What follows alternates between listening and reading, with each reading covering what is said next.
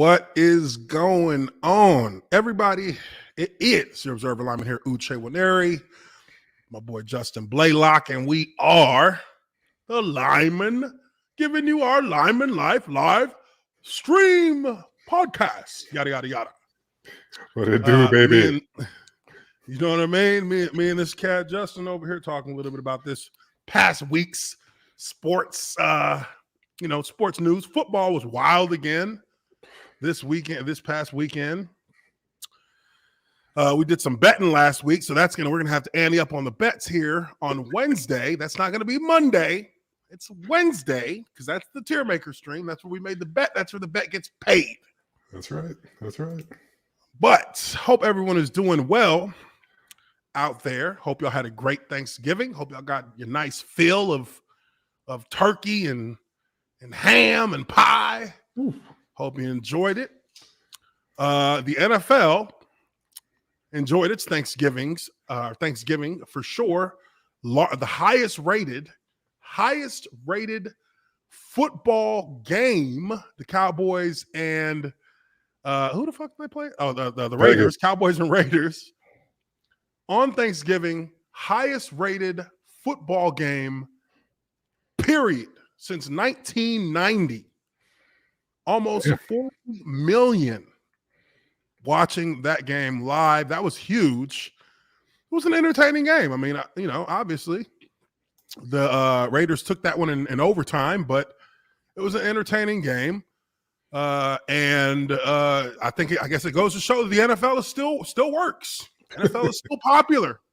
Still popular, even though, there are people here and there who were like jumping on the NFL about its ratings over the last few years because you had a pandemic and you also had, boycotting controversy in there. Yeah. They wanted to try and boycott, but, as we all know, this is America's sport. It ain't going nowhere. Yep.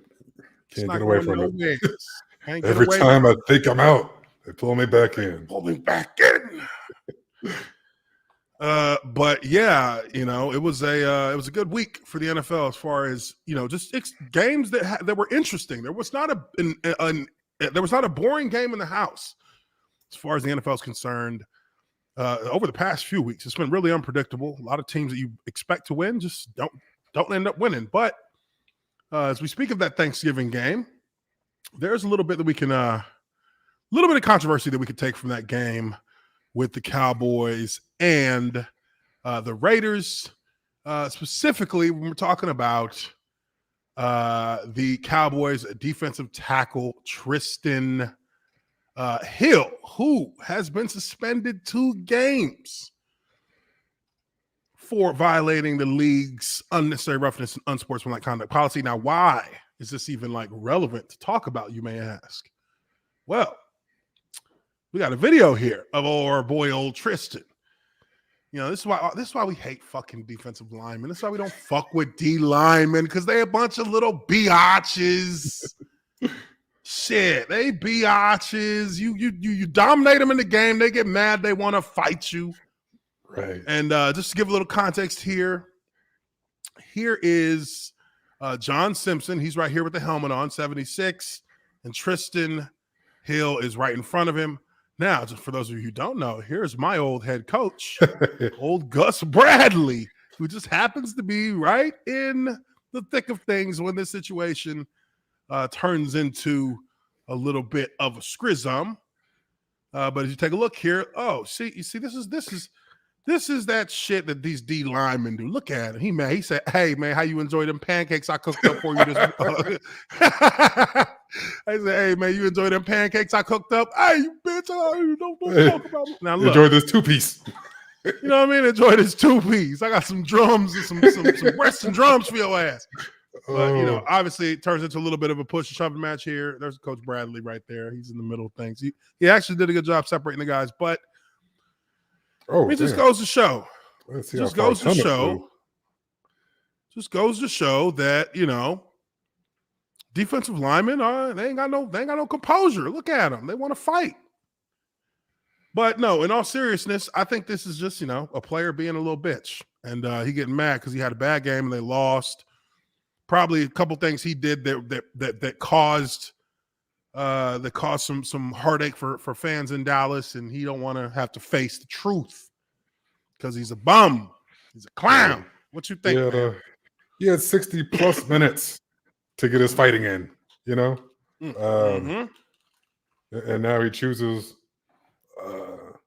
a moment when, you know, everyone's guards let down. You know, you might. Hey, even what up, man? Hey, bro, we might have went to school together. Like, you might even be joking with the cat. You know what I'm saying? You might know even be trying to exchange jerseys or something. Who knows? And then this was when he decides to come up and be tough. But now you want to be the tough guy. But I will say this: you gotta be ready for anything from a cat that doesn't wear any gloves. I'm about to say, I'm like, damn, at the end of the game, like, no, cat ain't wearing gloves. Hey, I tell you what, this man's out here. He thinks it's real life blood sport. You know what I mean? What's the one where he's kicking the fucking tree, trying to toughen his shin up? Like, what was that? That's fuck. Was that the Quest? No, the Quest was that was later. But a fucking guy like that, you know, something's not connecting. Some synapses ain't firing right. There is no reason why any person playing in professional football in the trenches should not have gloves over their hands. I mean, they're free. Your skin is going to get filleted if you're not wearing gloves.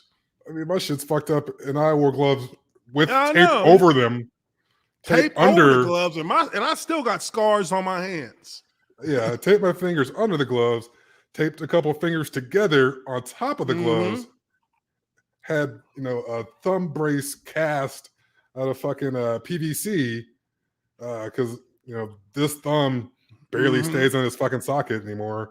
An old college injury. And he's out here just, you know, raw dogging it. Just raw dogging with uppercuts, just uppercutting cats. But this man clearly has no passion to do anything after football.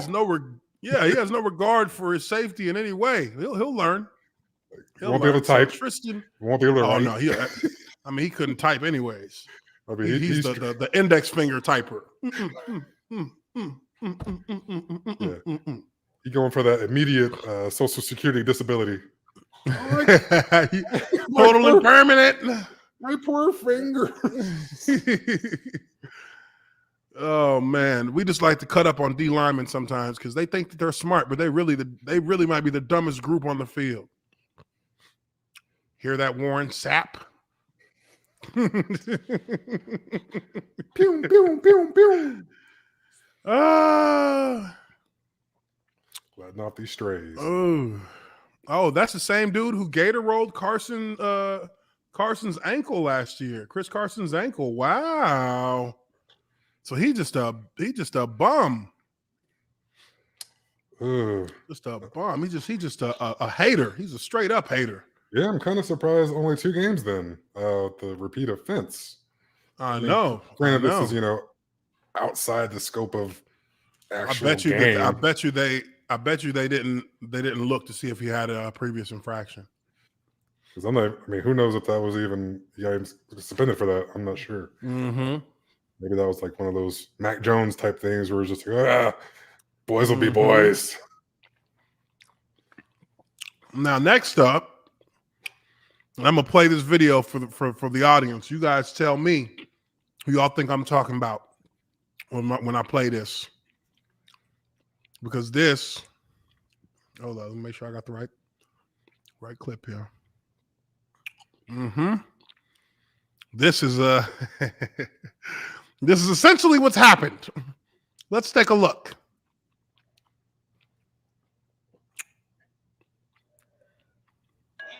To opponents in quick fashion, and Curtis I've never seen this before. He walked out of the ring. He's not fighting this guy. And to opponents in quick fashion, and Curtis hey, look how he just steady, just nice and relaxed. He's not even nice and cool as he jogs up the steps. Stride just walks on out, strides on out. Don't even think twice about it. I mean, now, sometimes you just know. You know, sometimes you just know it's over with. It's over. There's nothing more to be gained by being here. Nothing more to be gained by being here.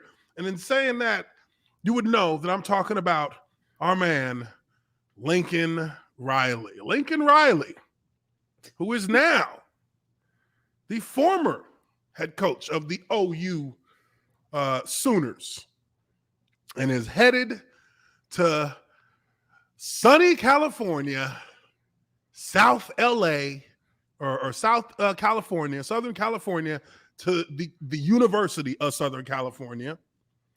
I think everybody's kind of wondered who's going to take that job, who's going to get that job, because it's an opening that's been there for, solid, the entire college football season pretty much. Mm-hmm. Last 5-6 weeks at least. Yeah. And maybe more than that. I feel like Hilton was done pretty early. Was it yeah, Hilton? I feel like it was like the first 3 games or something. Yeah, it's a fucking shit show up there. But you got an opening at USC, and look, the Oklahoma Sooners are they're considered a top-tier program in college football. I think for the first time in a while, they're not going to be in the Big 12 championship this year. I think it's Baylor and Oklahoma State. Oklahoma State, boom. And, it did not take more than 24 hours after their final game. Lincoln Riley walked out the door, and as you can see, the people in Oklahoma did not take this well. Because somebody's shit's getting tossed out. Oh, no. That's funny. That is funny. Somebody's shit is getting tossed. I mean, but let's be real though. After these cats, obviously not the season that OU was expecting to have, and on top of that, now your head coach is gone. Your quarterback was enthralled in controversy, and now he's going to hit the transfer portal, probably to USC. I think both of them are gone. Yeah, they're both gone. Rattler is gone and Riley is gone. So, I mean, are you really surprised if you're an Oklahoma fan or Oklahoma Athletics? I meant both quarterbacks. I think what's the kid's name? The kid the young kid that ended up playing for Rattler. Caleb something. Oh, he's gone too? I think he's gonna follow him. I'm not sure what Rattler's gonna do. Yeah, so now we're in a situation here where you have the Oklahoma Sooners who are going to be looking for somebody to lead them into the future. Now, a couple of coaches have signed some big contracts, and they're not going nowhere already. A couple of big names that could have been on that list, high up that list. I know Mel Tucker, my former defense coordinator in Jacksonville. That dude just signed a 10-year, $95 million contract. He said, hey, get that bag, son. Get that bag. Hope he signed Big that. shout out to Mel Tucker. Big shout out to Mel Tucker. Man, he was a cool coach, man. He was our interim head coach for like 6 or 7 games, my 5th year in Jacksonville. And, he's he's a very energetic coach. He brings a lot of energy. 10 years, $95 million after 2 seasons, maybe a little bit overpaid, but what Michigan State was going to have to contend with was going to be the likes of USC and potentially Penn State in keeping him, because Penn State had a head coach that people were thinking was going to leave for USC, and he just signed. So he just got a bag too. He just got a bag. So you had 2 Big Ten coaches getting bags, and one opening at USC. Now the OU's the head coach at OU, Lincoln Riley, he's at USC. He's going to get a big bag for that. And now Oklahoma is kind of left with nothing because they go into the SEC next year. Ooh. And they're going to need somebody with something because it's going to get ugly real quick. I mean, Texas is over there scrambling, even like, shit, we got to get our coaching staff right because this is about to get real. Yes. We need to get this recruiting back on that blue chip shit. which I honestly think that may be something that happens for Texas because now they're in the SEC. They're going to get way more in terms of recruiting just because of that. And, you know, they're going to have a shot. I think them and OU will have a shot, but you got to have somebody who can lead, who can kind of lead that recruiting effort to get that done. There's another school in the South, Florida. Florida's another big program that's got to figure out who's going to be in there at the head of their program. No, they just got the cat from Louisiana, Napier. Oh, from what, Louisiana? Just Louisiana. The Raging Cajuns. I don't know what the fuck. What? No, he was one of the coach du jours this year. He had them ranked last year, and I think Louisiana Raging Cajuns, University of Louisiana, not Louisiana. That might be State. Lafayette. I don't know, but yeah, not Louisiana State. Oh my good God, these bums they don't know what they're doing in Florida. Louisiana State looking too. They just I don't know what the fuck they panicked. Yeah, LSU need a head coach. They're like, hey, Coach O, we were just playing. Come on back. So after further review of the situation at hand, we'd be willing to offer you a new contract. Oh boy. Hey, whoever's left standing is gonna get overpaid like crazy. Just because the last one there can call their number. Because it's like, hey, go ahead, play football without a coach. I don't even know who's being looked at.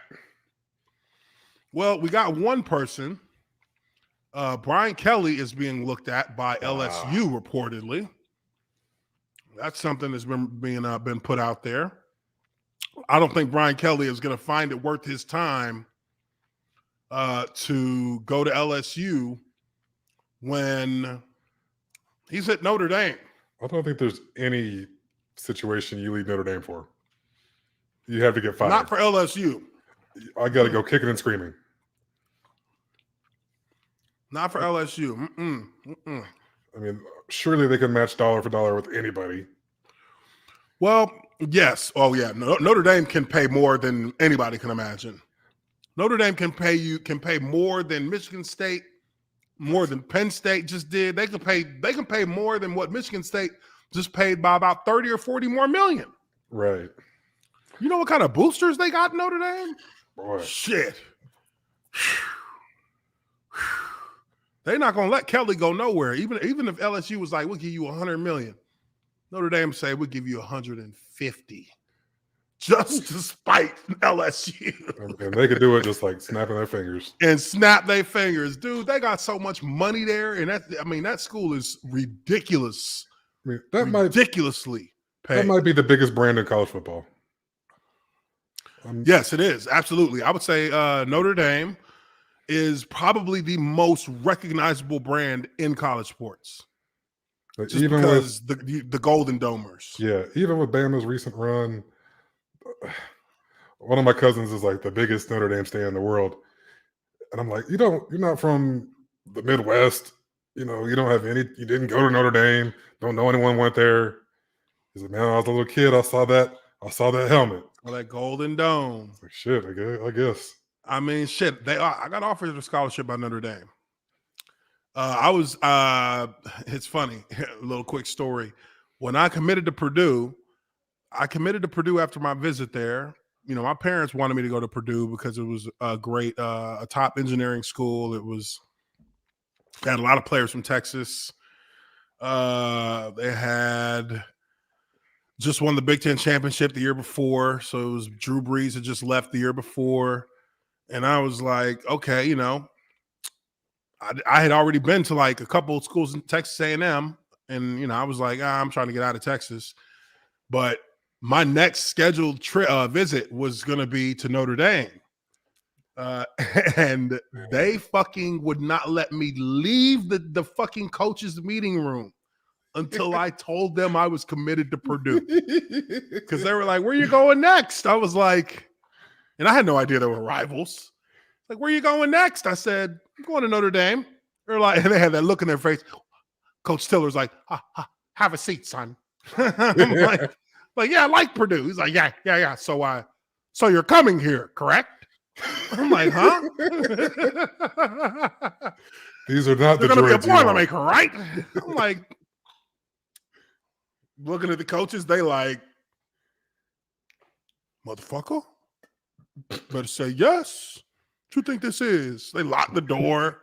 Might have an accident on your way out. Like, what's going? You know what I mean? You know, that jet we flew, that private jet we flew you in on, sent your ass back commercial. You know we just had 9/11. I could turn to Southwest real quick. You know what I mean? Turn to Greyhound real quick. You put your ass on a fucking bus, boy. God dang, man. I was like, you know what? Yeah, you know, I mean, I liked it. I was comfortable in saying, yeah, you know, I'll commit here. Shit. Because it was a nice school. They had the perfect, I love like black, you know, black uniforms, black, you know, they had a couple Nigerian players on the team too. Aiken Adele, Bobby Iwichukwu. I was like, shit, yeah, I'm gonna come play with some Niger brothers. Hell yeah. But yeah, so you know, Notre Dame can get players. I think they knew that if I would have went to Notre Dame and went to that visit, because I decided not to go to that visit after I committed. My parents were like, don't go nowhere else if you commit to them. Okay. So I was like, all right, cool. If I would have went to Notre Dame, I can almost bet my bottom dollar you would have seen the motherfucker being like, I'm going to be a Golden Domer. I think that's half the appeal, man. That fucking helmet. Hell yeah. That helmet gets half them cats anyways. That's the cherry on top when they go into, you know how they do the little locker room presentation and shit. And nowadays they do it like super interactive. They got pictures of you wearing the uniform, Right. everything. Man, they would have had that helmet just sitting on the table. Like, why don't you want to touch it? Like, you got me. yeah. Guess don't know the first word of a Hail Mary. For real. About to be up in But oh yeah. Forgot to even talk about this. Maybe because I don't give a fuck about either one of these teams. God dang. Michigan. Oh, okay. Michigan, they damn beat Ohio State. They beat the shit out of Ohio State. I had to have the center there. You know what? I am so freaking glad that I did not bet on that game. Because if there was a game where I would have really bet a lot of money to say that, yeah, Ohio State is going to win, it would have been this game.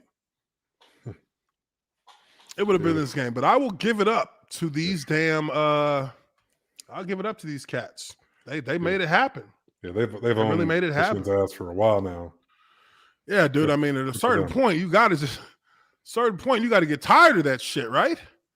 Hell yeah. Like, I'm tired of us getting our ass kicked. And they were getting their ass kicked. And a lot of people were thinking, who is it? John Harbaugh is their head coach, or is it Jim? Which one is it? Fuck. John is shit. Which one was the quarterback for the Colts? Jim. That was Jim. I think that's Jim. I think Jim is the Michigan coach because John was the special teams coach that took over in Baltimore. Okay. Yeah. No, I mean, Ohio State. Look, man, I'll tell you what. There's a couple of teams in the Big Ten that, you know, they're teams that you see them on their schedule. Sometimes you just be like, that's an L. For Michigan, for the last 10 years, that has been an L, like an assumed L. Even to them, they didn't believe they could beat Ohio State. Their recruiting fell off compared to Ohio State. Mm-hmm. They couldn't get the best recruits. Wisconsin was getting better recruits than them, and Wisconsin was kind of that second team in the Big Ten.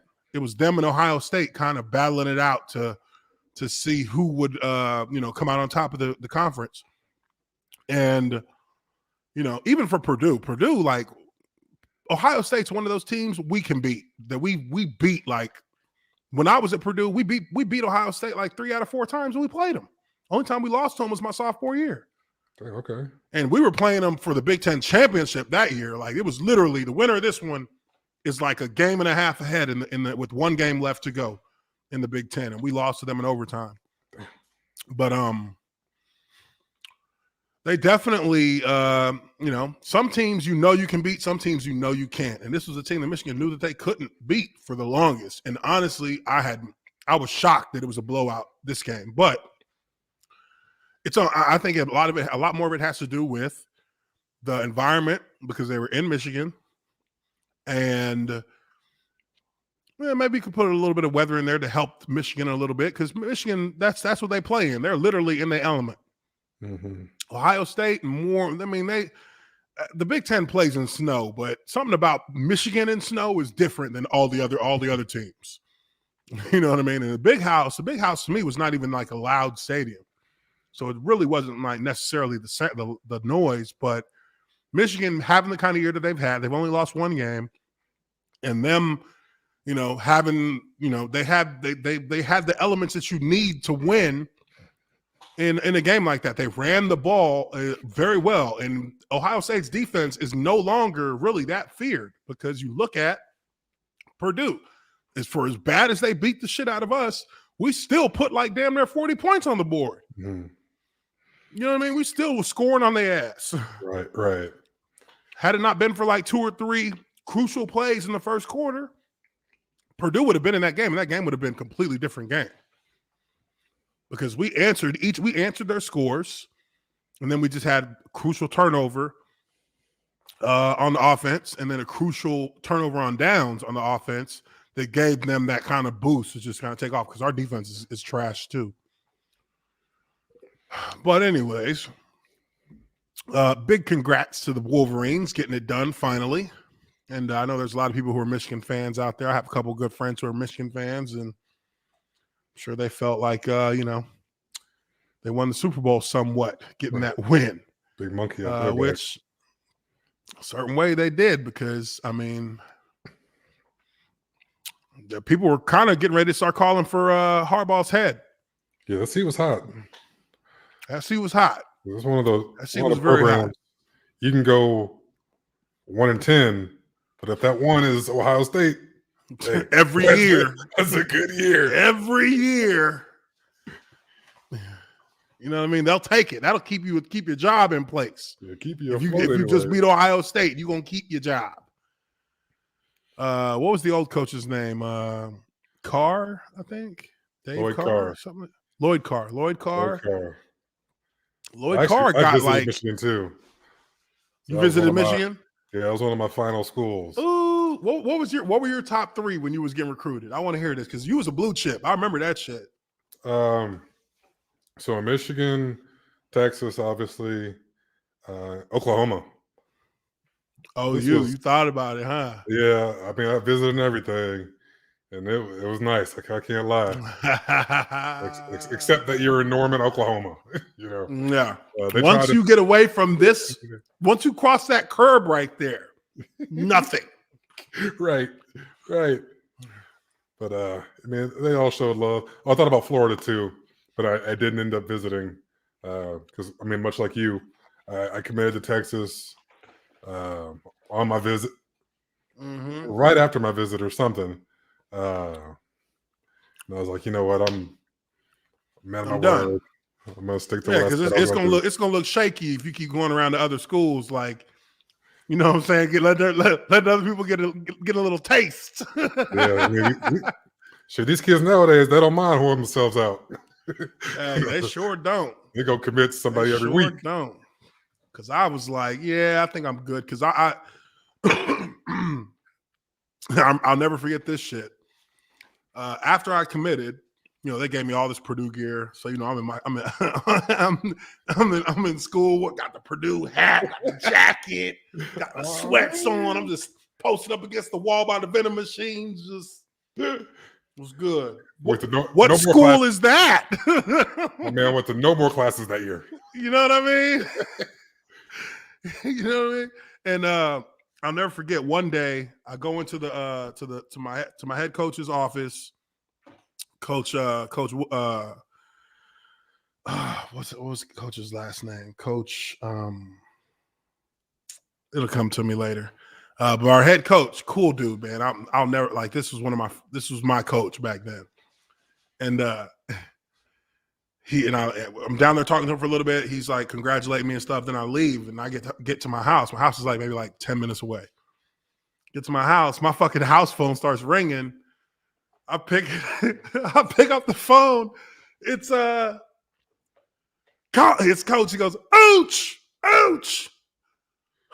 You might have to get back down here. I don't know what the hell's going on, but your damn Purdue coach, him and the Kentucky coach had some words, and these guys are getting ready to fight. Hell. So this was really why I stopped taking visits, because the Kentucky coach came down and he was like, yeah, we heard you committed to Purdue. I'm like, yeah, I'm committed. You know what I'm saying? He's like, well, hey, you don't mind. You still got some visits left. You still got a couple more visits left. You want to come check out Kentucky? I'm like, you motherfuckers ain't shit, but sure. Oh, sure, coach. Yeah, sure. I don't give a fuck about no Kentucky. Right. But sure. I'll come for a free weekend, food, all kinds of, have the red carpet rolled out for me, no problem. Which I was halfway like serious, but I was more like a young high schooler who just said yes because he had a grown person kind of like pressure him a little bit. Right. And I get back to my house, and when I'm after that phone call, I'm like sitting there like, am I gonna hop in my car and drive back up to the fucking high school, or what's going on here? Hey, before I even I was trying to kind of get my, shit together to go up there. Boom, car pulls up to the front of the damn house. I'm like looking out the window like, who the fuck? Coach Danny Hope. He would end up being the head coach after Joe Tiller left, but he was the coordinator. He comes hopping. I mean, this dude was kind of jacked up. Like, real talk, he was kind of jacked. Like, he looked like he just got done fighting this cat when he got out the car. Shit. He's like, Uche, what's going on, brother? You mean to tell me, did you talk to this Kentucky coach and tell him you were coming to Kentucky? I said, I don't know what the fuck he's talking about.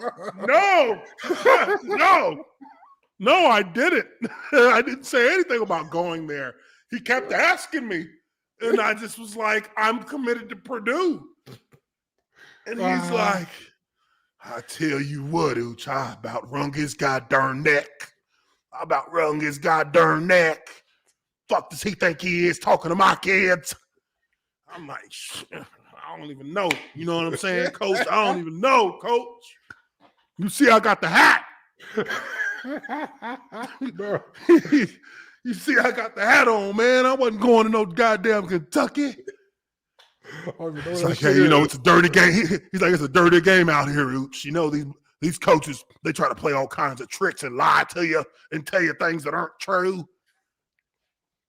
said, I told your head coach, you let any one of these motherfuckers know Uche Winery's committed to Purdue. He's not going to no more damn visits. I was like, I'm not. I swear. Oh, man. I swear. That shit was okay. Rough. Did you have any shit like that when you was getting recruited? I mean, shit, it was weird. I was like, these cats really got like beef. Like, they don't be playing. I can imagine, and I'm surprised that kind of shit doesn't happen more often. I ain't gonna lie to you. But personally, my mom made me call all the coaches that I had visited with. Yeah. And not every school. I mean, that'd be lots of calls. But every coach that I was gonna visit their school or was like still in the running, I had to call and say, hey, I'm not coming to your school. I appreciate the interest, yada yada yada. Mm-hmm. But I'm going somewhere else. I didn't say where at the time. A couple of them fucking figured it out. I mean, it wasn't that hard to figure out. So yeah. Which one is it?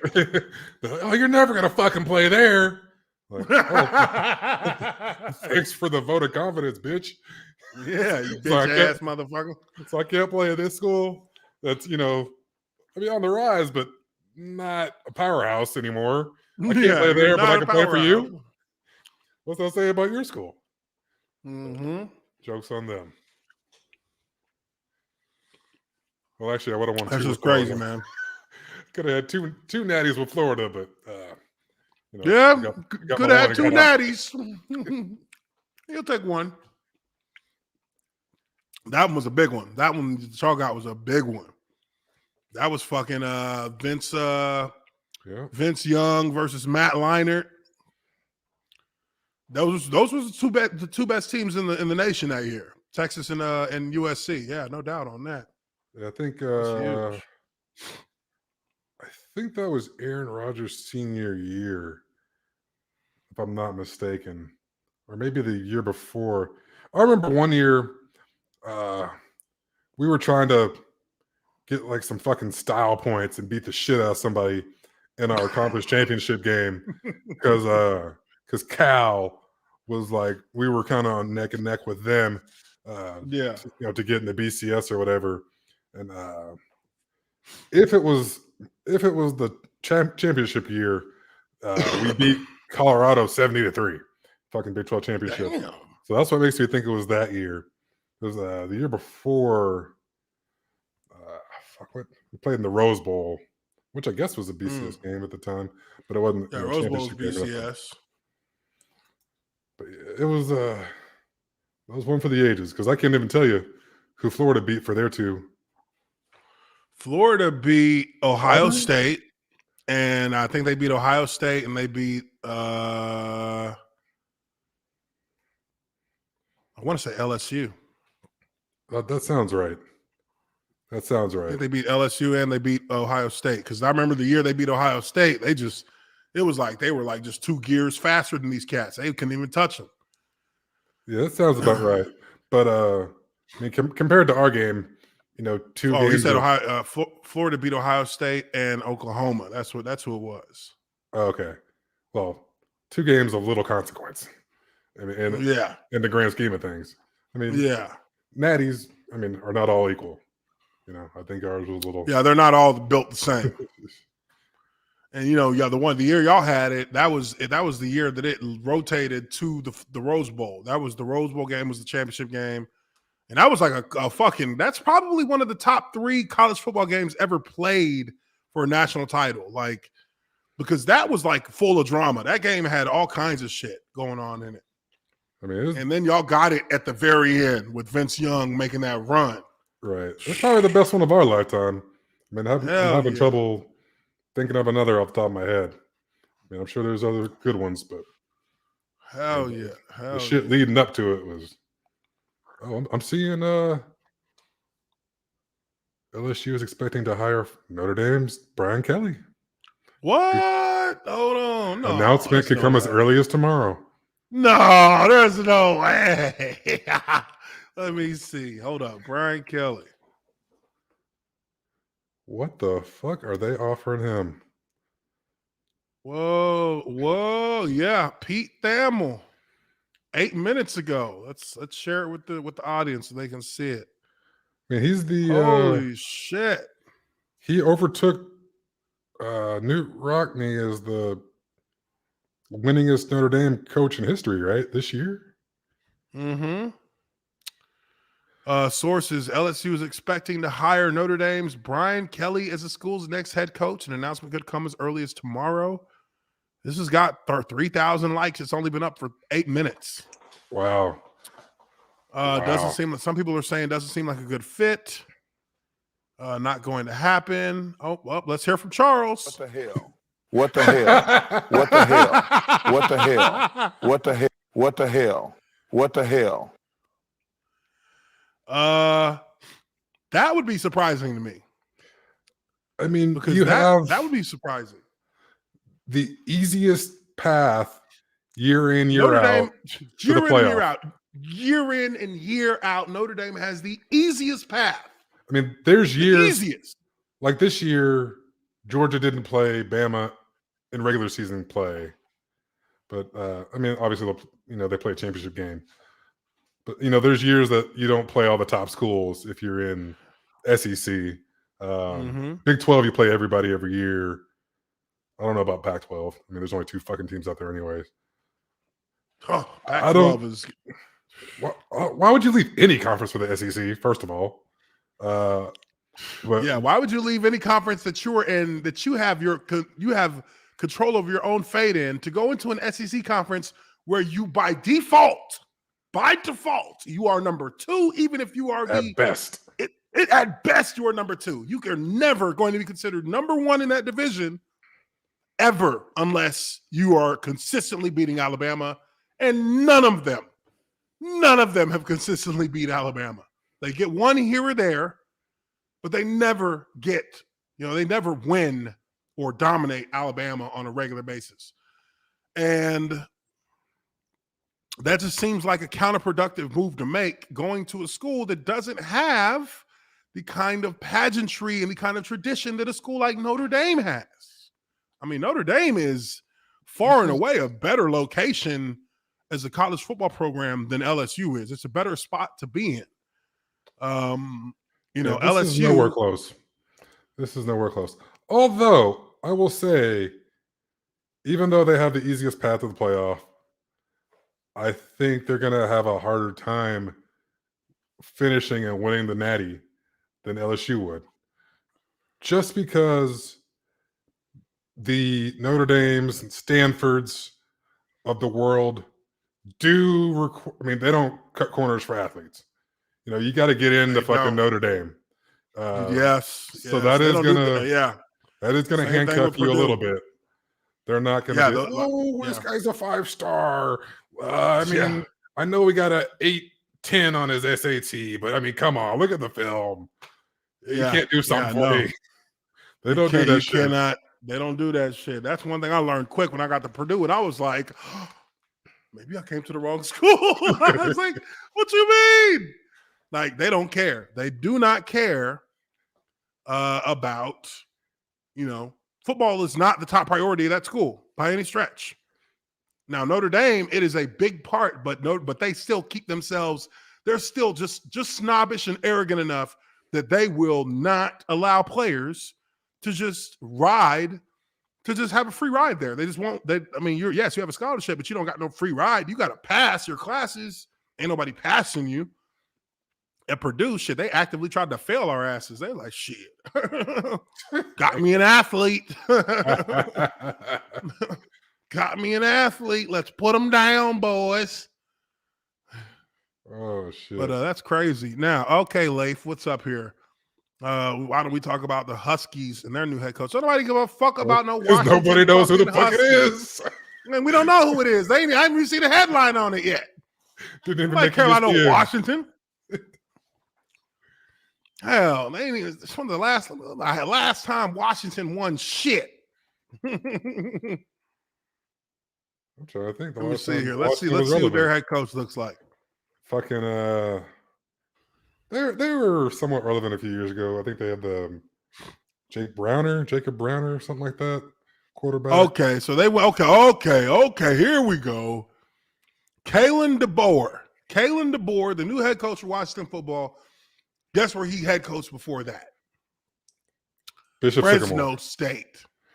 Oh, okay. All right. So now you'll just be fourth in the Big 12. So you move laterally, is what you're saying.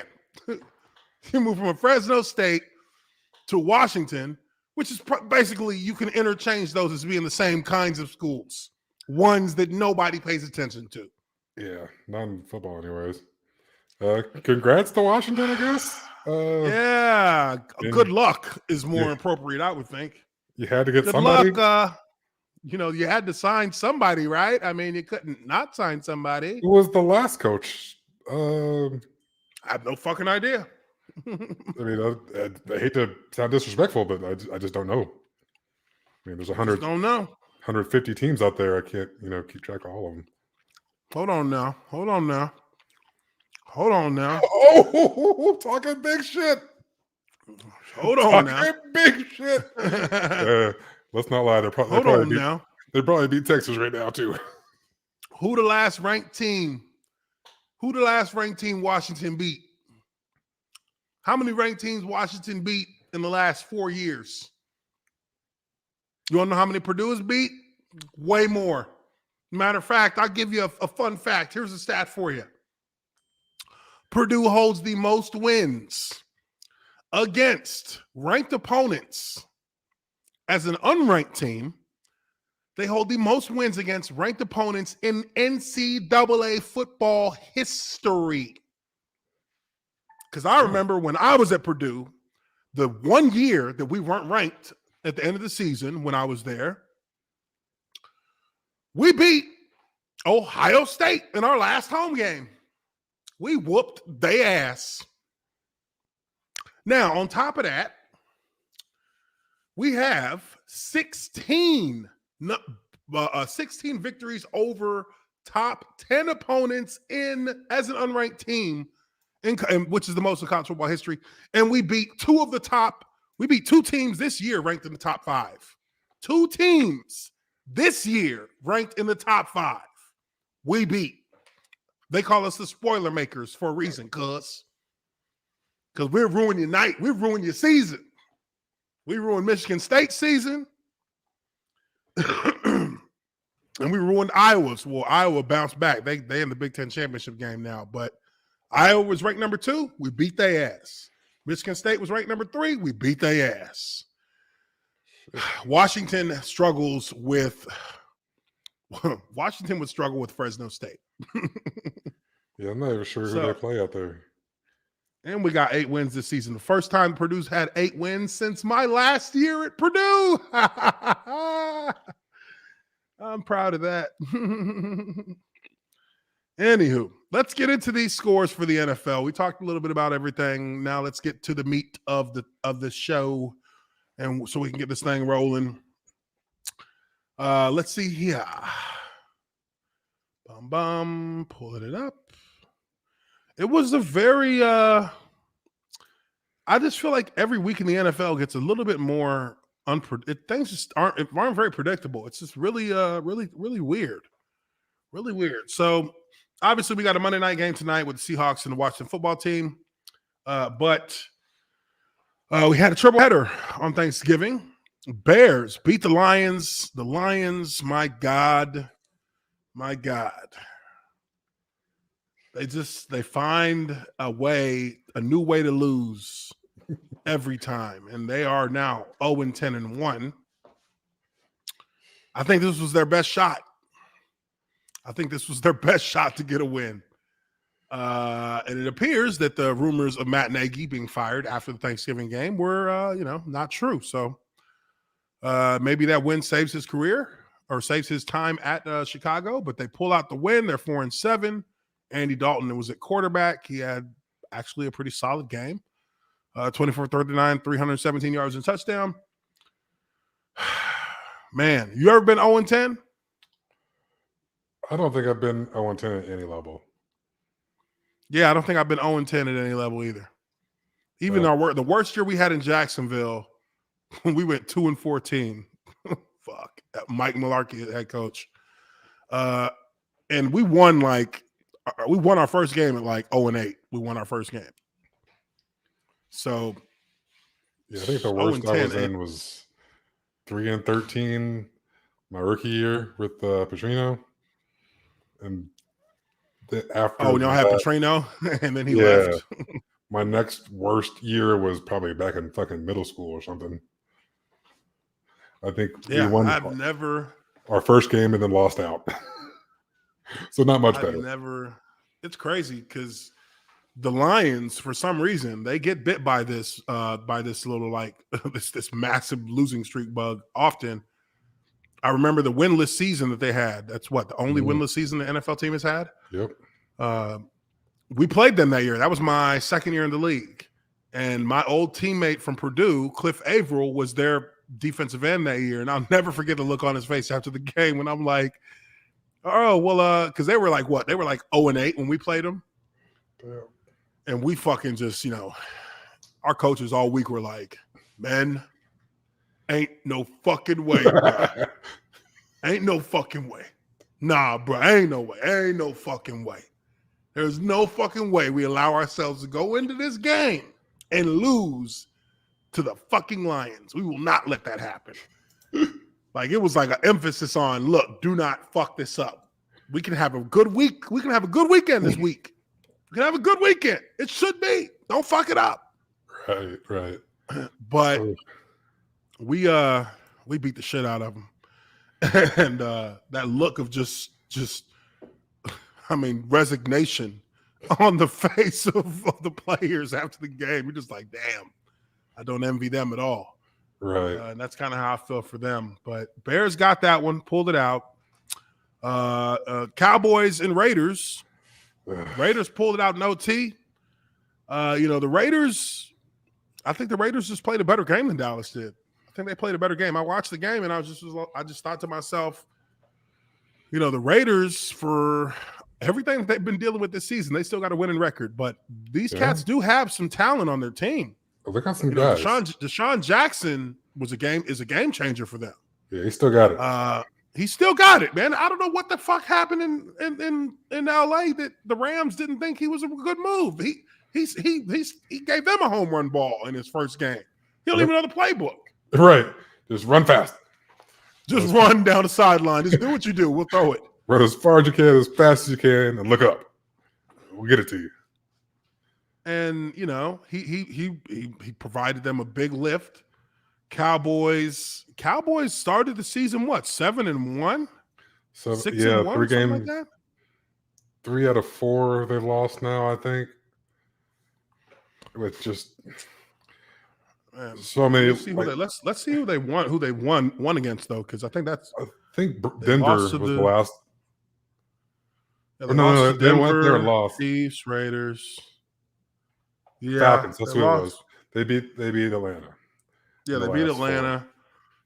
4. But yeah, it's just been like a fucking rotating door lately of people suspended, people injured, and now we got our whole fucking coaching staff has COVID now. Oh yeah, and they've got COVID. They've got COVID problems. And we got to play Thursday. Ooh, and they got a Thursday game. Ooh, Dan Quinn gonna fill in. Ah! So 2 Thursdays in a row, which doesn't seem right, but whatever. Ooh wee.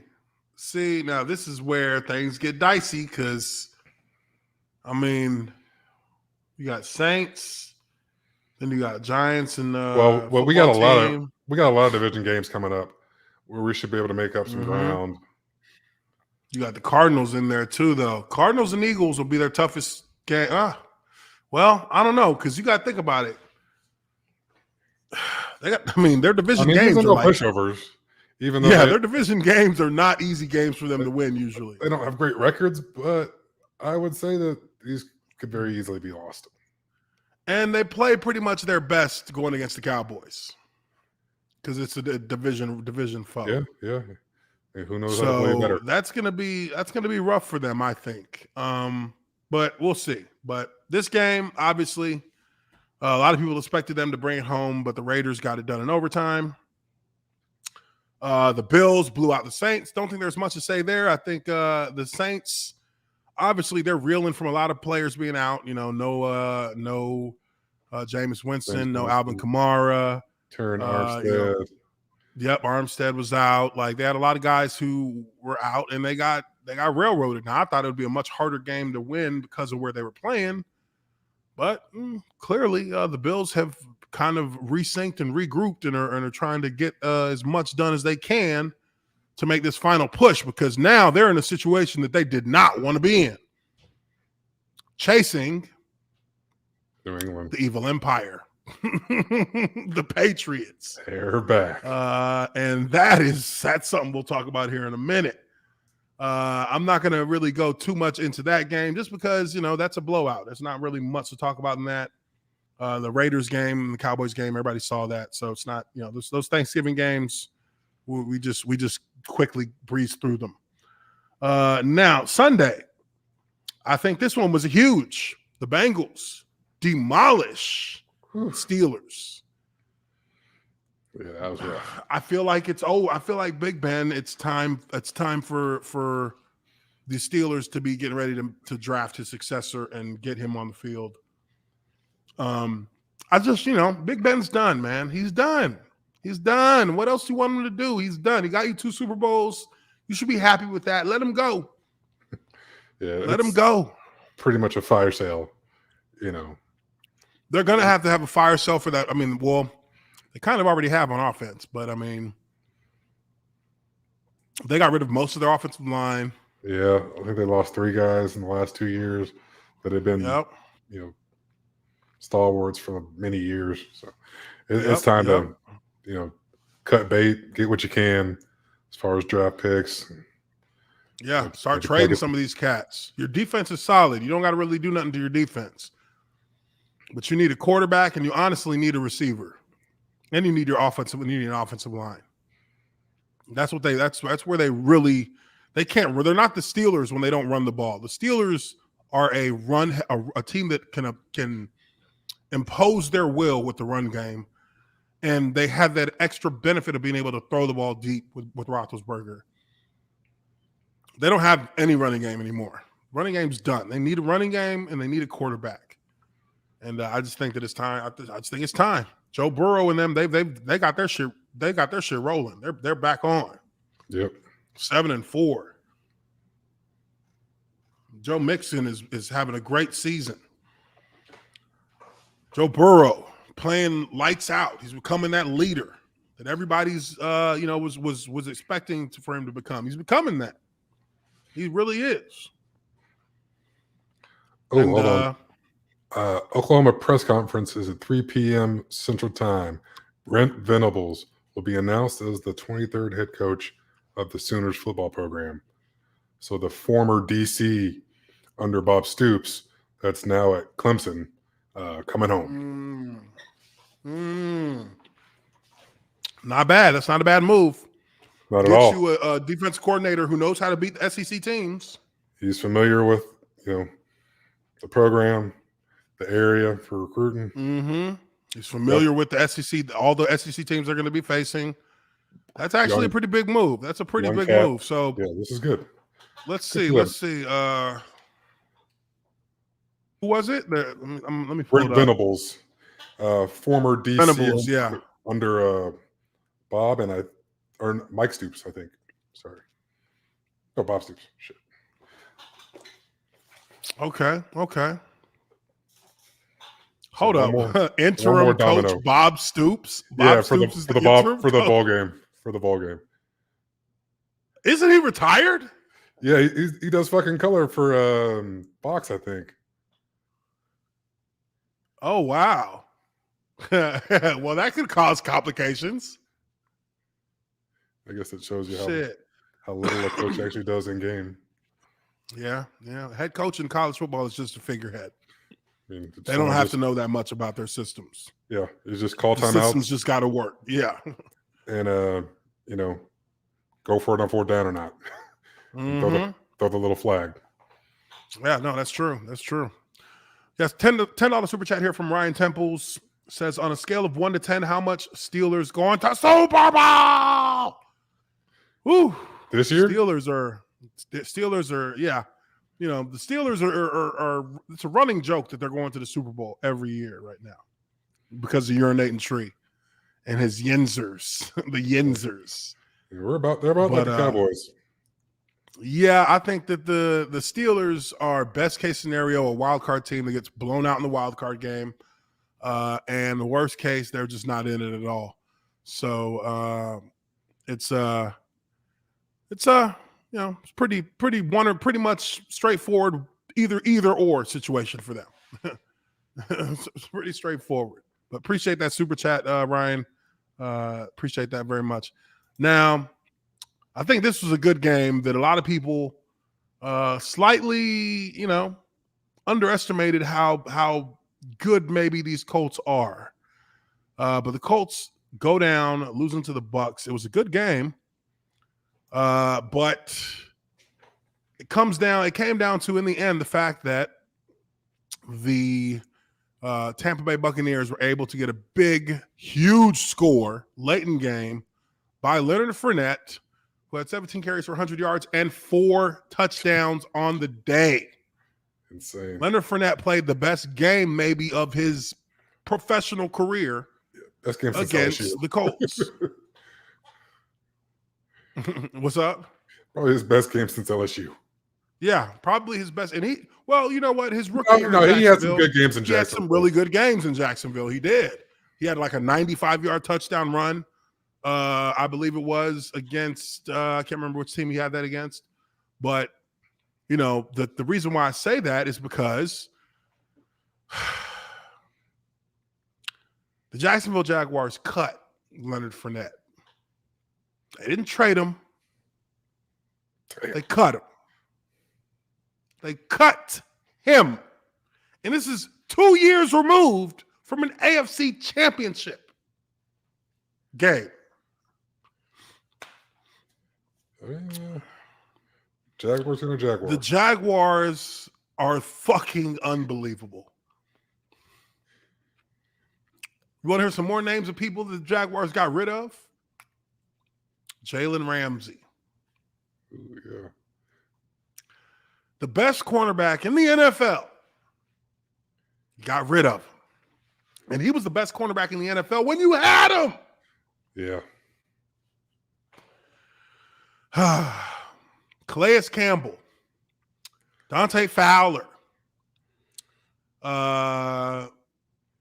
What's his name? Booyah. AJ Booyah. Oh, yeah. I mean, that was the best cornerback tandem in the NFL. Bar none. Like, no comparison. Let's see. Who else?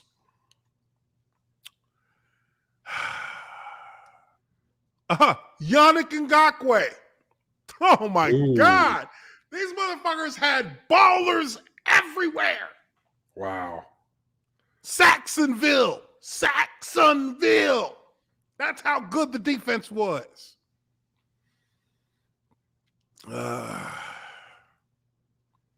Gives me fucking heartburn right here. Just right in the heart.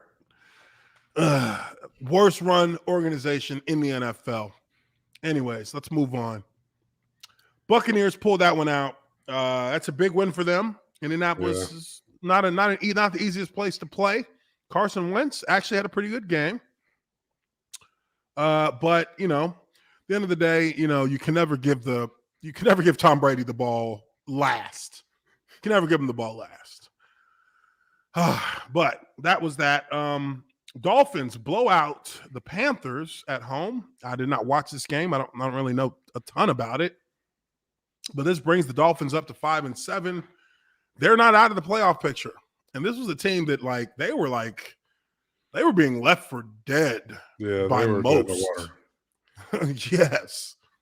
They were being left for dead by most. The AFC wildcard picture is pretty jumbled, and they got a chance. Yeah, they're not out of it. They still got a shot, you know. It'll take some things happening, but they still got a fair shot, a decent enough shot to get into the postseason. Cam Newton was benched in this game. I'm not really sure what the – I think he had a really terrible stat line. Something like 5 out of 20. A couple picks in there.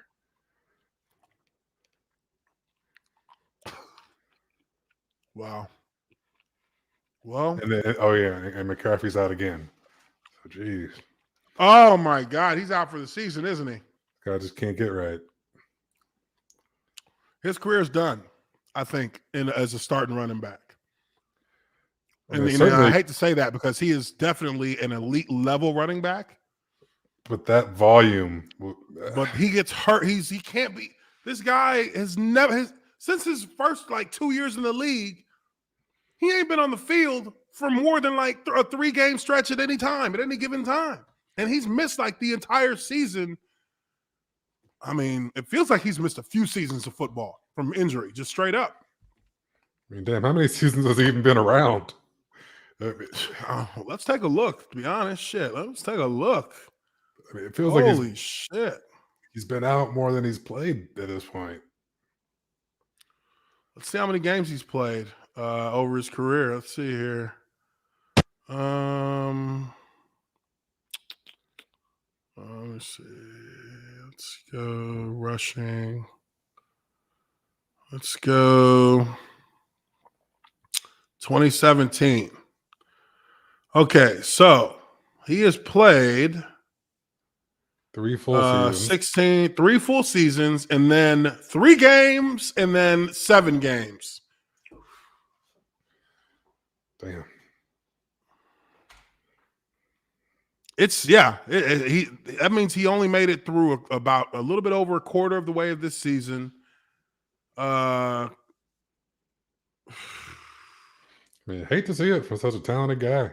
Oh man, unbelievably talented dude. Like he was like I remember he kind of reminded me a little bit of Maurice Jones-Drew because he was just so like he was athletic as hell, and he was very hard to tackle. Just a slippery guy who could move and who could make all kinds of moves on the field. And now he's out for the season again. So that'll be 3 seasons in a row where he's not been able to finish the season. That doesn't bode well for you in the NFL. That means pretty soon they're going to be done using you. Like he's going to be released before his contract's up. 2, he's not. That's the end of it for extended contracts for him. He's going to be a 1-year guy contract, maybe 2 years at the most. Bunch of prove it deals, which those are the worst ones because they're literally like your collateral damage. Anything happens and it becomes a numbers game, you're gone because they'd rather not pay you full salary anyways. Let's see here. Man. It sucks. And this is why the running back position has been devalued so much. I mean, it has look at him, Saquon Barkley. I mean, all these the top tier guys. Derrick Henry now. I mean, there's just no way with as big and fast and strong as all these guys are nowadays, you can just carry the ball so fucking much. Oh shit, Crystal McCaffrey! Wow. That's fucked up, man. That's fucked up. Daily Donkey, salty dabs. He said this cat he is Crystal McCaffrey. He breaks as soon as he hits the concrete. Yeah, what was Samuel L. Jackson and Mr. Glass? That's fucked up. I hope you get a very speedy and full recovery, Mr. McCaffrey. Love watching you.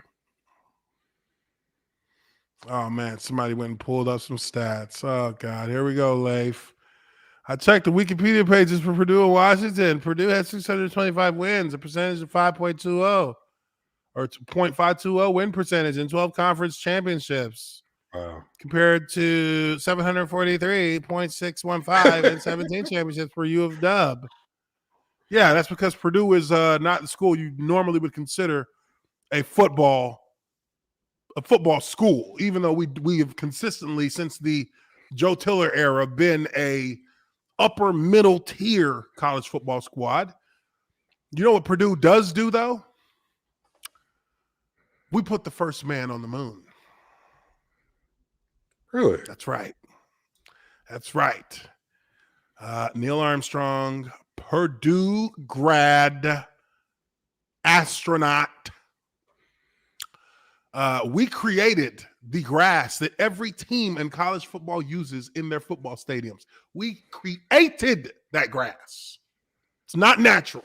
We made it at Purdue. We're the ones who, we make shit. We make the best shit. So football on the list of priorities is down the line a little bit. Down the line. We got Jason Gaines here with a $10 super chat. Jason Gaines says, Uche, I looked at your 2009 stats. You should have been an all-pro. You had 0 penalties and only gave up 0.5 sacks. Patriots guard Logan Mankins had 8 penalties and was a Pro Bowl guard that year. What a joke. Oh, yeah. I mean, come on, man. There's a reason why I didn't make a Pro Bowl. It's because I played in Jacksonville. Fuck about the Jaguars. Shit, the Jaguars actually promoted me to be a Pro Bowl pick. Like, it was the year this was 2010. This was the year that Maurice went to the Pro Bowl. Mercedes Lewis went to the Pro Bowl. And it was me, him, and Mojo and Mercedes were the 3 players that they would put up on the Jumbotron in commercial breaks and their little like Pro Bowl promotion ad. And yeah, I was just kind of like, yeah, we're like 5-8 right now, or 5-6. Like, come on, nobody gives a fuck. But it was good. You know, I had good seasons. Like that. But they just, you know, not a. If I was in Dallas and had those numbers, oh, of course, Pro Bowl every year. Yeah, try your best to play for the Cowboys. Yeah, if you want to make the Pro Bowl as a lineman. Hey, I tell you what, the Cowboys players make more Pro Bowls than any fucking team in the NFL year in and year out. The Cowboys have had 1 year where they went to the playoffs, and 1 out of 8 years. Yet they had more Pro Bowl players than any team in the NFL every year. Right. You think it was the fucking 85 Bears or something. Yeah, I'm like, how these bums keep getting all these players in the Pro Bowl, but they can't even get I mean, we won more playoff games than they did in the last 10 years. Shit. But yeah, that's not lost on me. Yeah, for a position with no stats, you got to be on TV a lot. You got to be on TV a lot. And Jags are on TV in Jacksonville. That's it. That's it. Only reason I saw the game yesterday was because it was against the Falcons. Or last week it was because it was against the Falcons. Shit. Usually it's just the Falcons game on. So, right. Anyways, let's get back to this.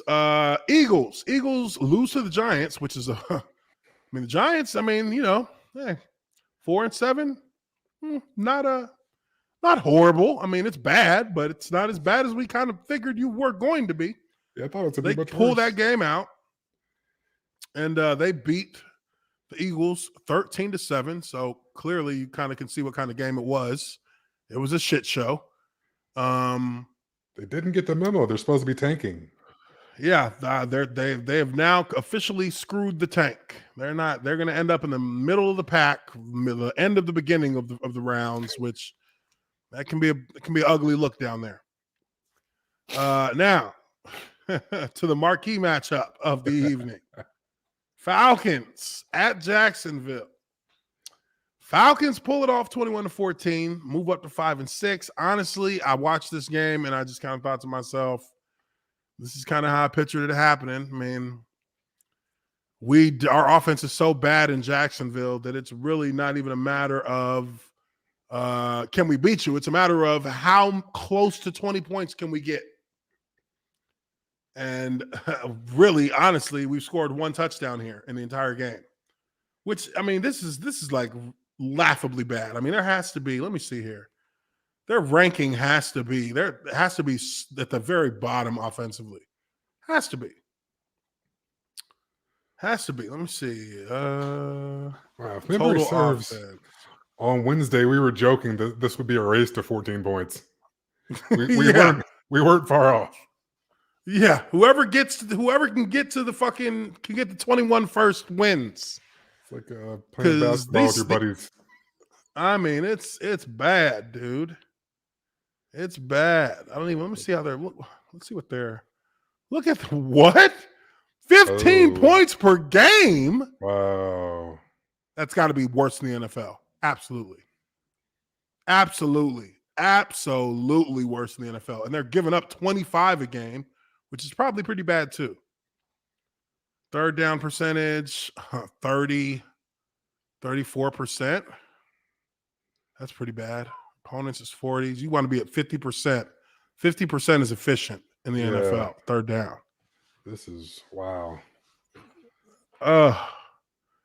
It's making my stomach hurt. You cannot watch any more of that. Those numbers are so bad. All right. But Falcons win. So I'll be wearing my Falcons gear on Wednesday for those of you who are privy to the bet that was made between myself and Justin in regards to this matchup. I swear he shall delight in seeing my misery on Wednesday. Oh, yeah. Because these bums ain't shit, and they lost again. Fucking bums. Oh, thank God for Cordell. Anyway, you know what I mean? That boy, he balled out. He put the team on his back. Yeah, he did. Let's see here. Oh, the Jets beat the Texans. Texans not able to follow up on their huge win last week against the Titans. Oh, wait. I accidentally skipped this game. Oh, shit. Think about it.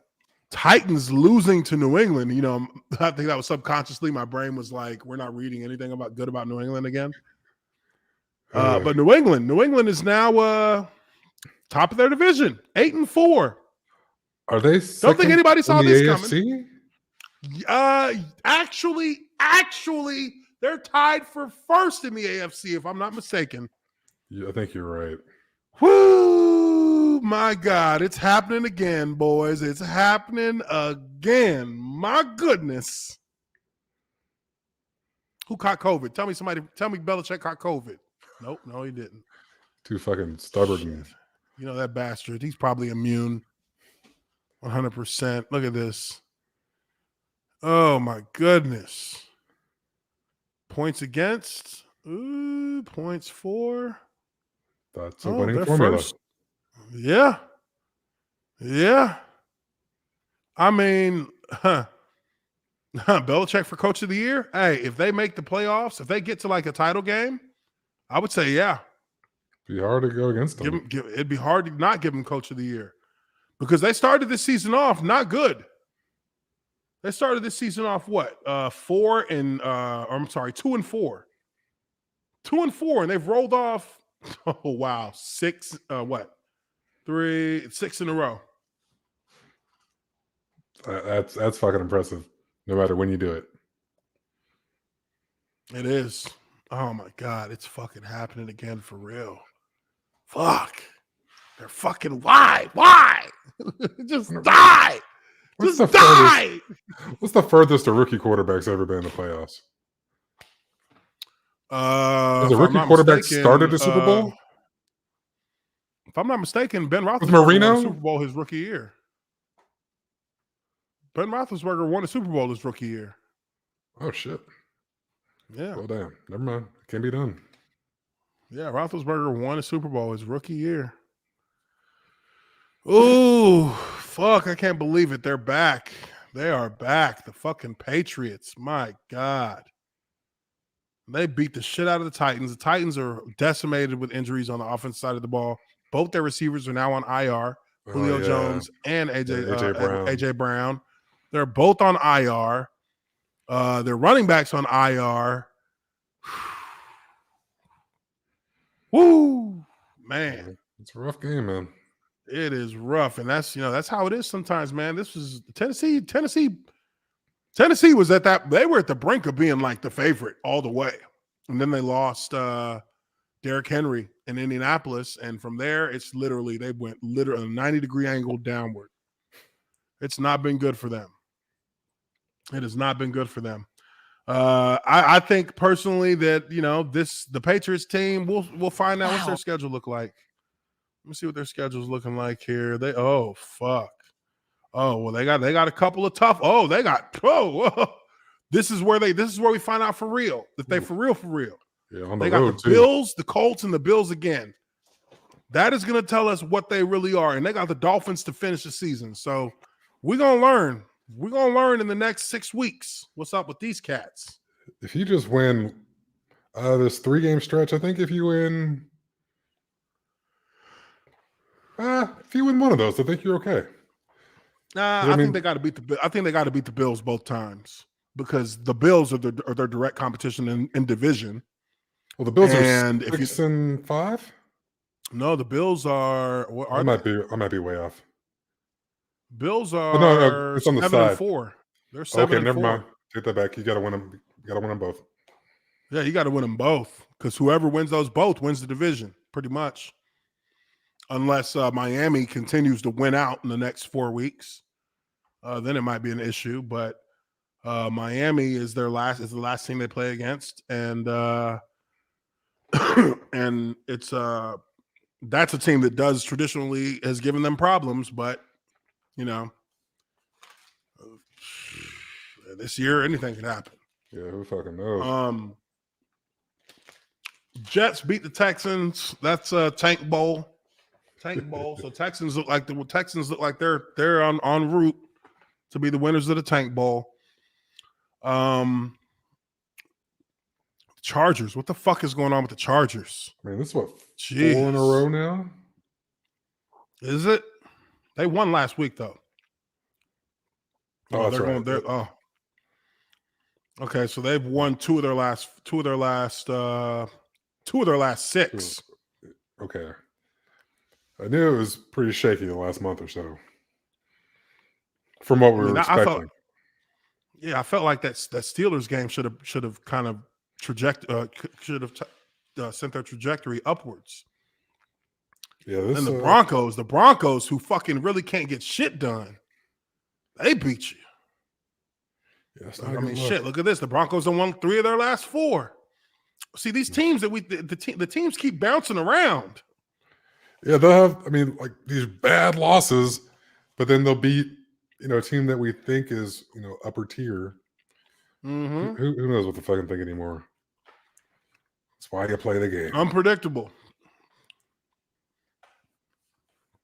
So the Chargers, that's a bad one for them to drop. That's a division opponent. Yeah, that one hurts. That stings. And it's a division opponent who really doesn't have the team you have. They don't got the offensive firepower you got. Exactly. And you lose to them. That's underachieving. That's what they call that. It's underachieving. Now, moving on, we got the Rams losing to the Packers. The Rams look like a team that's kind of losing their identity a little bit. They're not really sure what their forte is, what it is that they specialize on offense. I think they've gotten a little bit pass happy with is it the Odell effect? Oh yeah. Odell. OBJ. Yeah, I'll chalk it up and say it was OBJ, even though he caught a touchdown. He had a he did. Yeah, he hit a touchdown. But doesn't it seem like he's just totally uninterested in being there? That's what I feel like when I see him. I feel like somebody who's not interested in being there, and I'm not sure. Maybe it is. Maybe he isn't. Maybe he isn't. But I definitely feel like the Rams are. They were in Lambeau. I give them that. They were in Lambeau, but I feel like they're a team that's a little bit underachieving right now. And I think that's because they're trying. They don't quite have a formula for what they want to do to each team they play. Like, you shouldn't be adjusting to the teams; they should be adjusting to you. Right. And I feel like them and Matthew Stafford. They've gone a little bit pass happy with Matthew Stafford, trying to get that ball out all over the place. And I think that he's got a little bit streaky for a little while during the game. He'd make a couple good throws and he'd make some bad ones. He had some bad overthrows. He had some bad behind the receiver throws last night. It was not his best showing at all. Man, he's a bit of a gunslinger. He is a gunslinger. For as talented as he is, he'll throw some to you. He'll be a little off the mark at times, but obviously has the ability to. Yeah, he all of his touchdown throws were bombs. When he's hot, he can. Yeah, his touchdown throws last night were bombs too. Like, they were like 79-yarder, I think it was one of them, and then he had the long one to Odell. But the Packers outlasted him. Aaron Rodgers and his COVID foot, they got it done.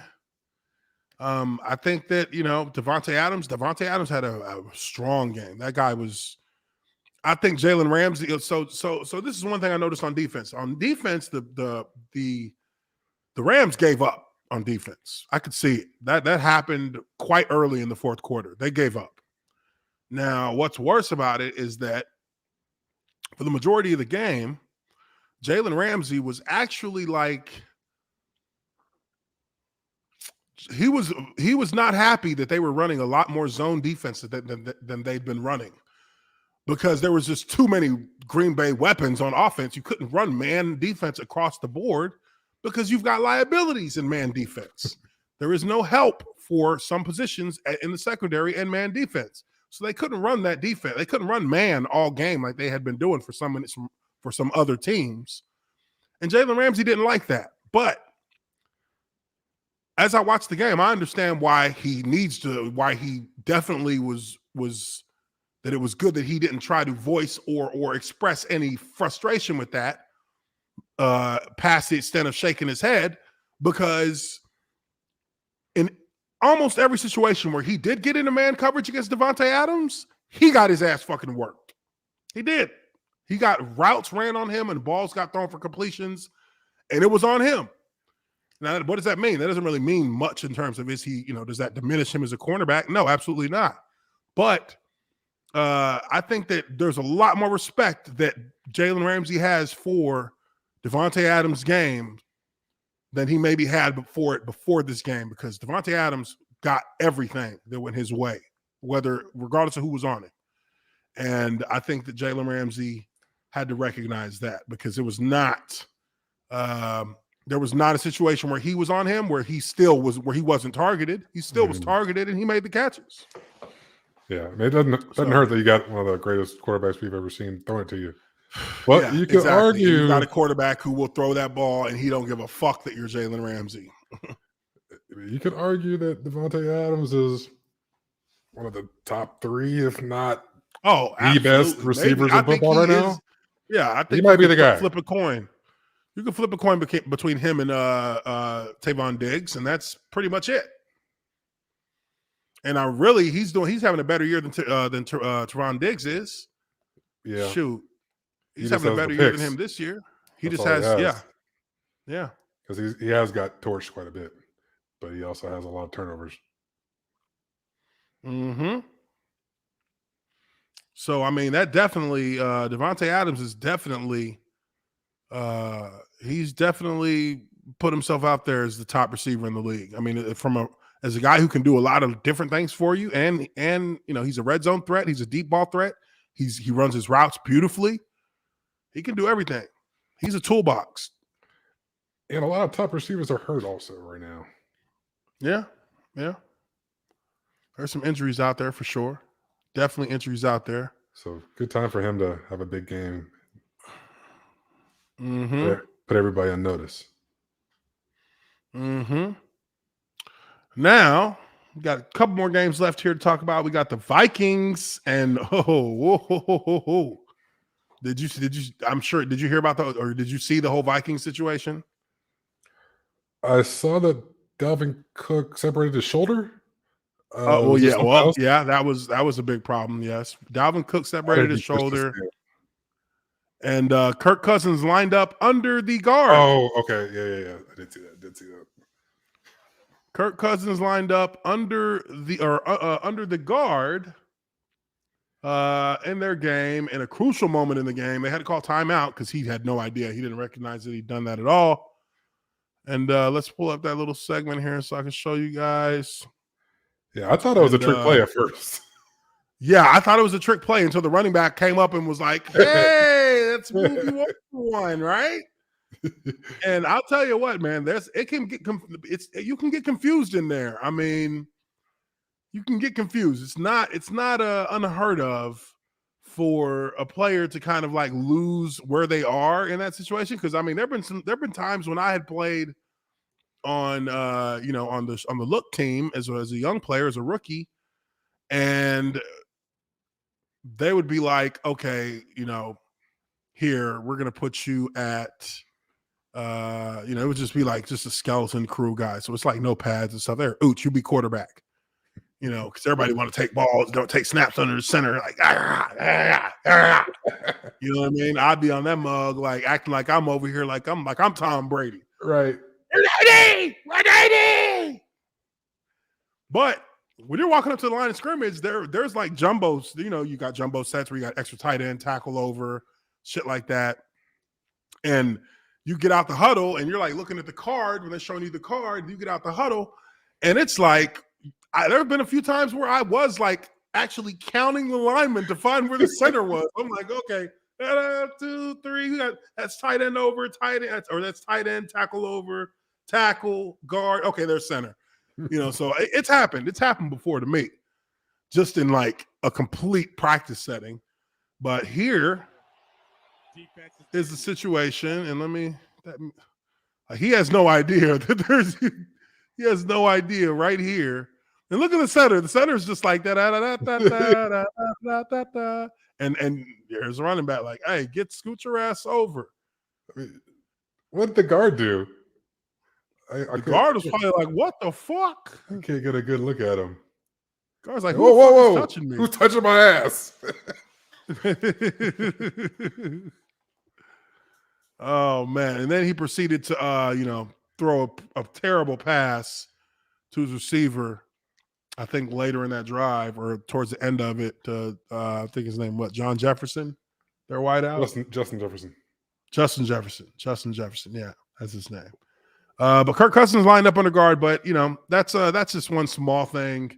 I mean, it cost him a timeout, which was huge, but that's not something that is completely unheard of. Rare, but not completely unheard of in football. And they end up losing to the Niners. Now, the Vikings had been on a little bit of a run before this loss. The Niners are on a run currently, and they're putting themselves back in a position to fight for a playoff spot by the end of December. So they end up pulling that game out 34-26. Jimmy Garoppolo actually has a pretty good game, or decent enough game, I guess.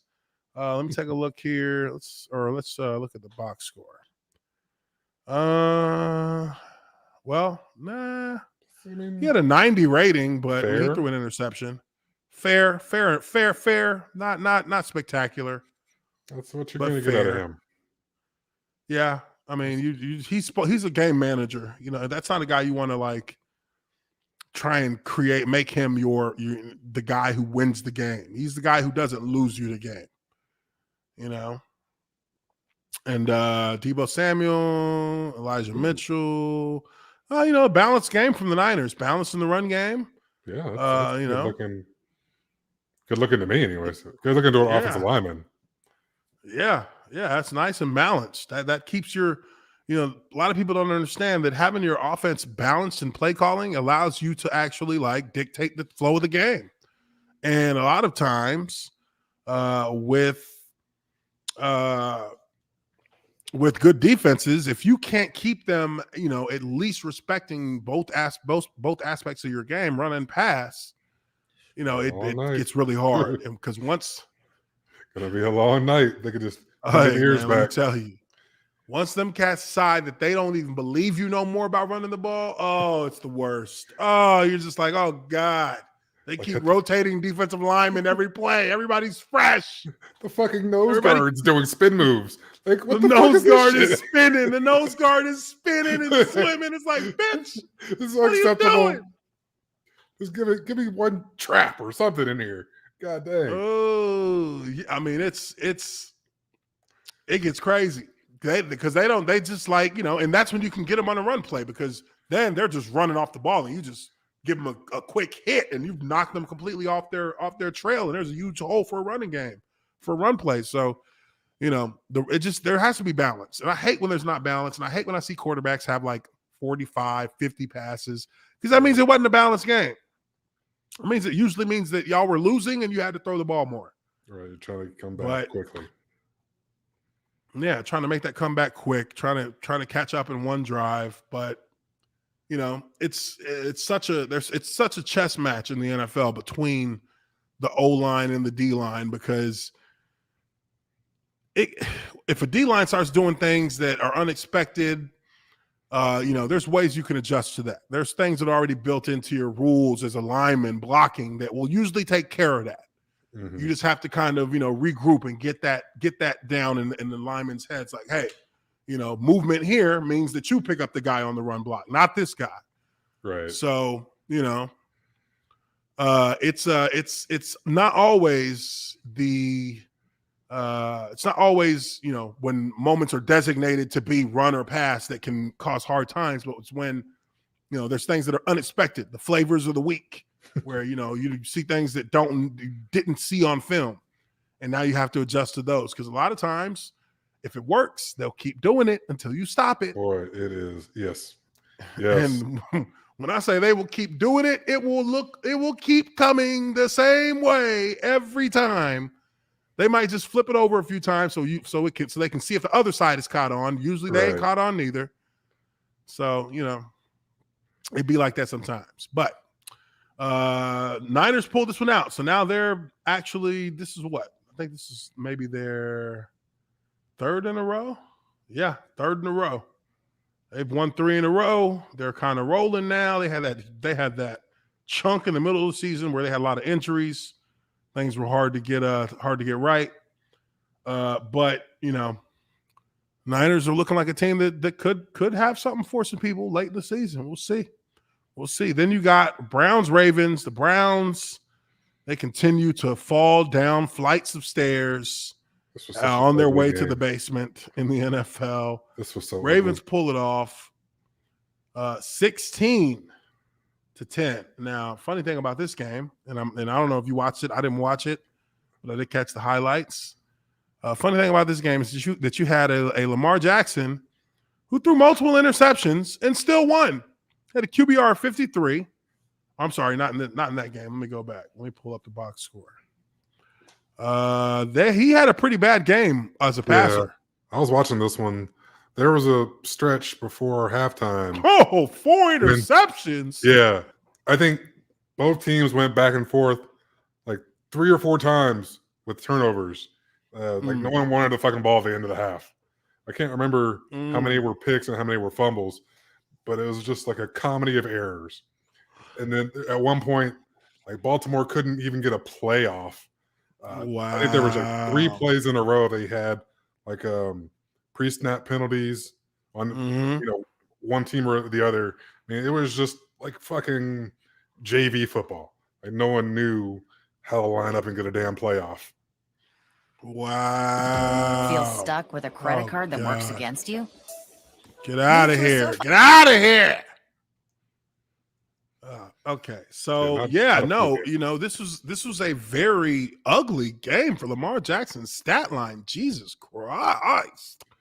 2 sacks, 4 picks, 46 rating, 25 QB rating. Damn. Baker Mayfield. I think that they're done. I honestly believe that they'll be done. They're going to try. I don't think he has another year on his contract. Baker Mayfield. I think they're going to be done with him. Yeah, I think this is his 5th-year option. Okay. Yeah, I don't know what the number is for a quarterback. It's got to be pretty fucking high, though. 5 turnovers in 3 minutes. Okay, Jesus. That's what it was. I knew it was something crazy like that. I was just watching it like, damn. It's like, well, what kind of fucking game are you guys playing out there? Fucking Pop Warner type shit out here. Ooh. So it was, it was not a good showing for either team, but especially Lamar Jackson. I mean, even in the running game, he 68 yards. That's a 4-yard. I mean, he was an efficient run.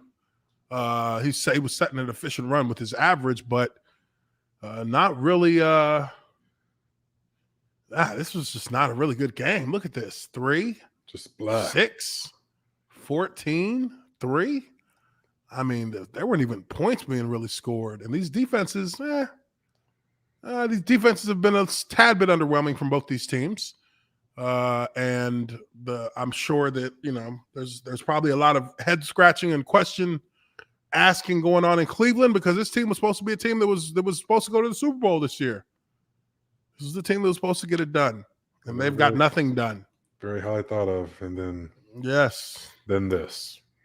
Yes. So we'll see how they bounce back next week. But again, I do believe that the Browns have just I think they've kind of reached the end of their, of the rope in terms of what they can expect as far as improvement goes with Baker Mayfield. I just think that he's done. He's reached that peak with them at least. Yeah, he's injured. He's been playing injured as well, so that doesn't help. Yeah, 4 years. This is just who he is. Yeah, this is who he is. This is what he is. I mean, he's a smaller quarterback. He's not. And he's got playmaker ability, but I kind of feel like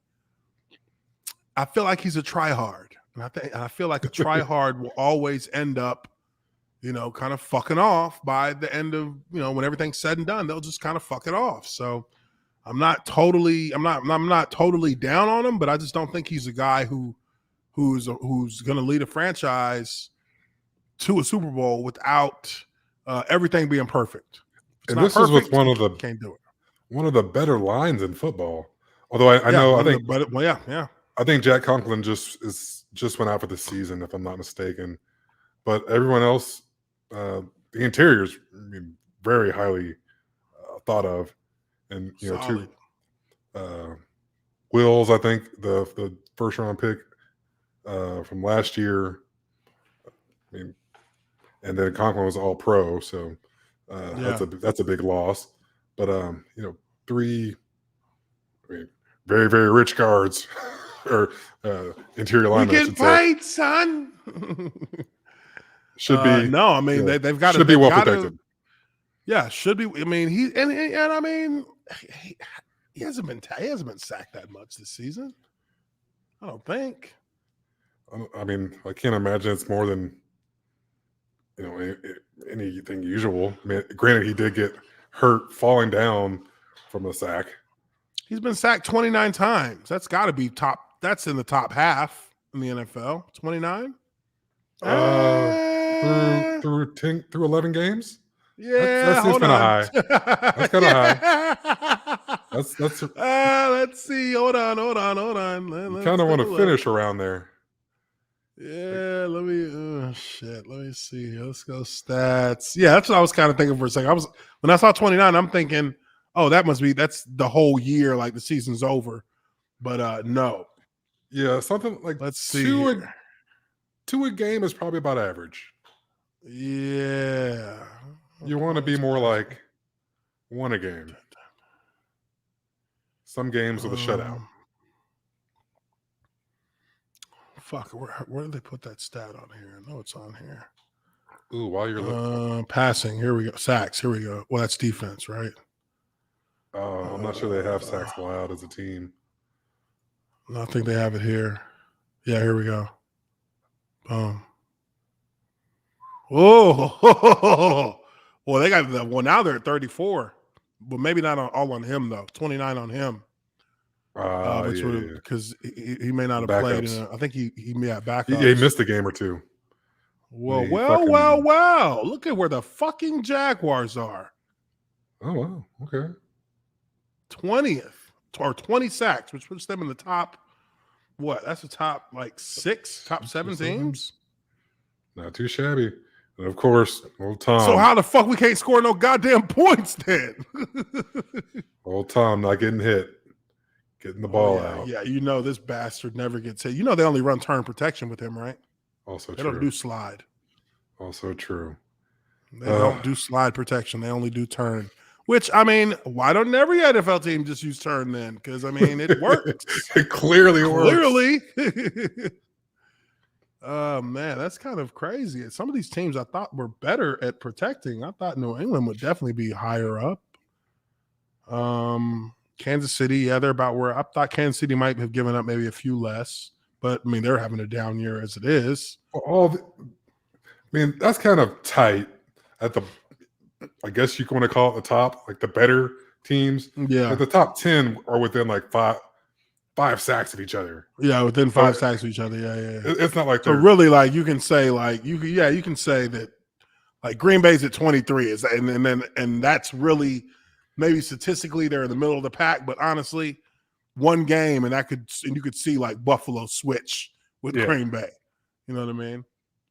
So, anyways, well, folks, that is going to do it for us here with Lineman Life Live. That is the last game, I believe, that we just talked about there. But we do appreciate everybody for being here with us. We will be back again on Wednesday for our Tier Maker stream live. And I will be in full decked out Atlanta Falcons gear for that live stream. But me and Justin absolutely appreciate you guys very much. Make sure you smash that like button if you haven't already done so. Share this video, share this live stream, which will help it get it propped up on the YouTube algorithm. But we are your observant line. Well, I'm your observant lineman, and we are Lineman Life. Me and Justin Blaylock here for you guys on our Monday look back at the NFL's weekend action. But again, We'll be back on Wednesday. We appreciate you guys very much, and we will catch y'all all on the next live stream. Hope everybody has a wonderful night. Peace. Peace out.